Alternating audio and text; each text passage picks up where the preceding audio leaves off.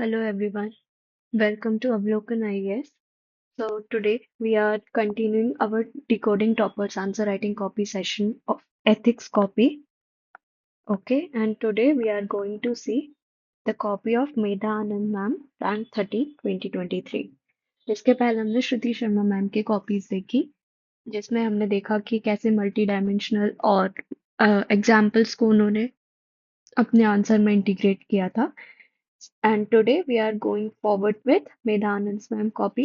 अब इसमें आपको पता चलेगा कि स्ट्रक्चर, डायग्राम्स, फ्लो चार्ट्स, ये सब कैसे आंसर में ऐड करना है along with the main intro body conclusion. Okay, तो अब एक और चीज मैंने लास्ट वीडियो में बताई थी कि एथिक्स में बहुत बड़े बड़े क्वेश्चंस आते थे बीच में. मतलब अभी इस साल बस दोबारा पैटर्न नॉर्मल हुआ है, बल्कि 2 सालों से, पिछले 2-3 सालों से ऐसे ही बहुत बड़े बड़े क्वेश्चंस आ रहे थे. If you have seen PYQs, तो उसी के लाइन पे हम ये वाला क्वेश्चन रीड करेंगे और देखेंगे कि इसको कैसे इन टाइम हमें अटेम्प्ट करना है. ओके, तो moving on to the question.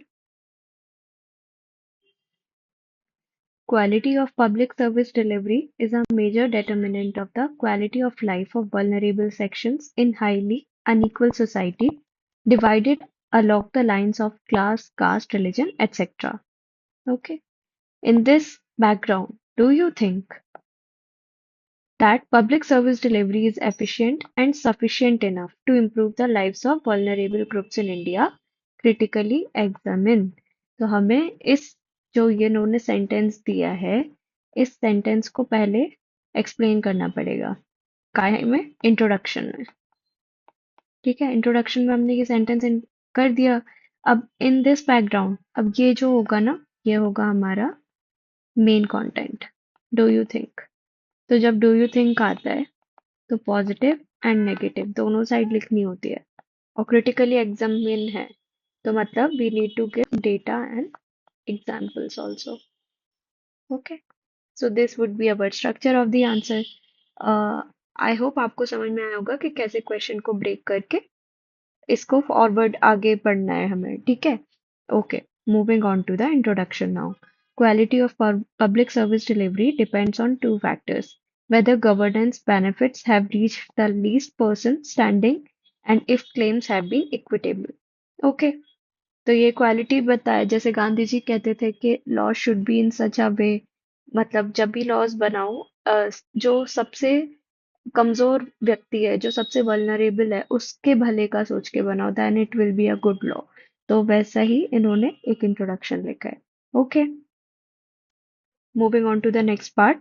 Quality of public service delivery determine quality of life of vulnerable. See, जो इन्होंने ये स्टेटमेंट था ना, इसी पे एक फ्लो चार्ट बनाया है. ओके, ये फ्लो चार्ट आप देख रहे हो कितने नीट एंड क्लीन तरीके से बना हुआ है.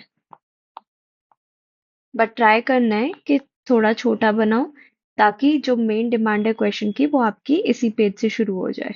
ओके, तो policy formulation, policy implementation, fund dispersal, public service delivery led to target population at appropriate time and value. Okay, so it's beautiful diagram apt to the needs of the question. Okay, अब moving on to the main content now. अब इनकी जो headings है ना, वो थोड़ी unconventional है. Unconventional in the sense it's not directly taken from the question but reformed in a way that is suiting to the demands of the question. जैसे इन्होंने क्वेश्चन में पूछा था कि पब्लिक सर्विस डिलीवरी इनफ है या नहीं है ना, to meet the demands of the people. See, do you think that public service is efficient and sufficient enough to improve the lives of vulnerable group in India? Okay, तो इन्होंने heading में लिखा है public service delivery a basket of mixed reforms. ठीक है, तो not taking a definite view, she has written her answer this way. Negative, okay, multi-dimensional poverty, overall 16%, 30%, SC, ST 50%, OBC 27%. Reflects benefit haven't reached equitably.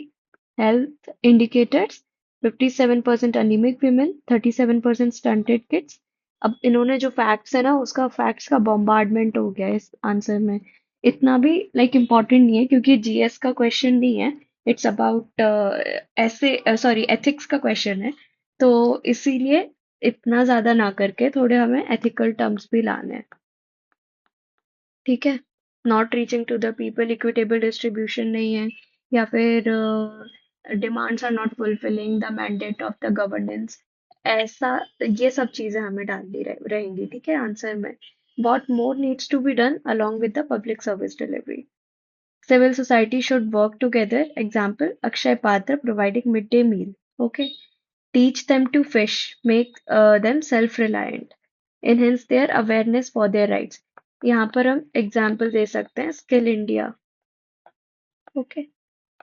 फिर enhance their awareness for their rights, make them active citizens who participate in governance. Okay. Thus, a mix of public service delivery and favorable environment will ensure Daridra Narayan. Okay. Emancipation of poor. Very nice conclusion.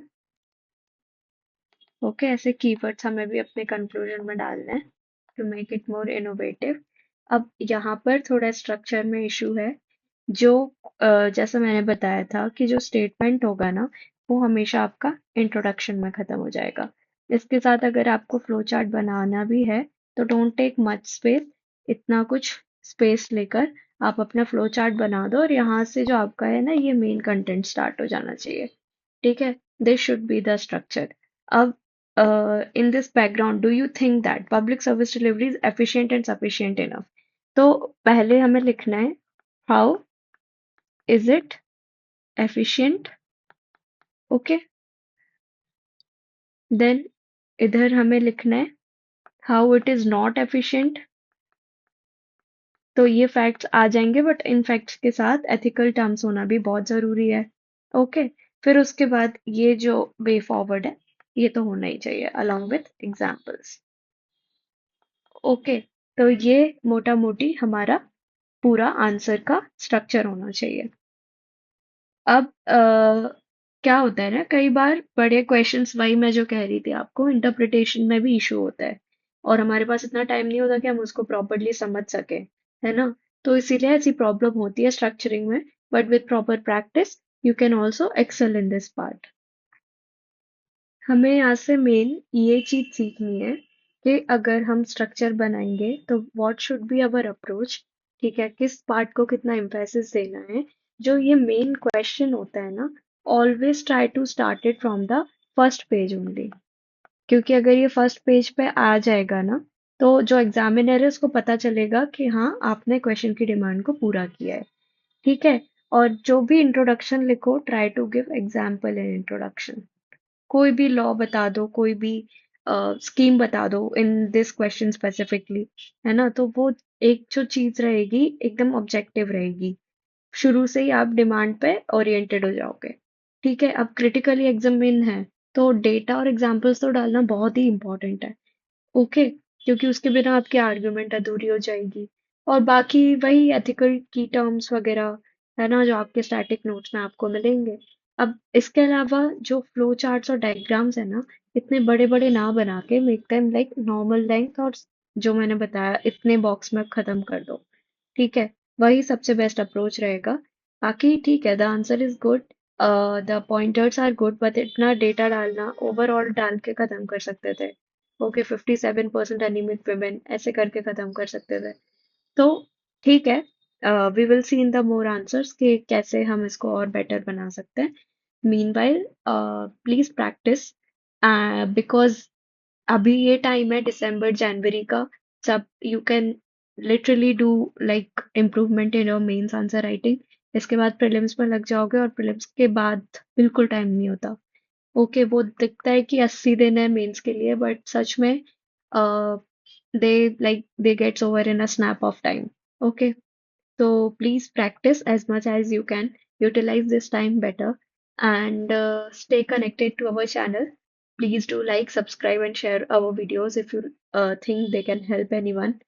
And thank you. Have a very good day.